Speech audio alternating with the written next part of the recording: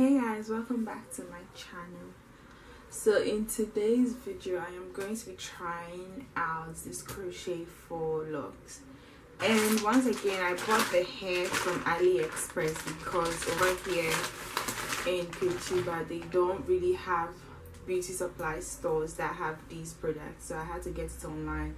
And as usual I always get the cheap stuff because that is what I can afford.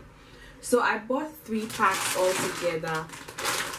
And when you buy hair from AliExpress, they always, when you buy crochet hair, they always put in the crochet pin, and also they gave me this hair bead to put in my hair when I'm done with it. So I'm not really sure if the 3 packs are going to be enough, but I also don't really want too much hair on my head. And I took time out to count the hair pieces, and it's 72 pieces.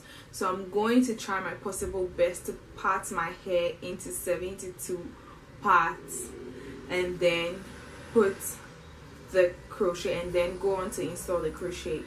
So please stay tuned, and I hope you like this video. Please do well to give it a thumbs up, like, comment, share, and also comment below the hair videos you want me to make tutorials on, and support your girl. Okay, thank you and God bless you.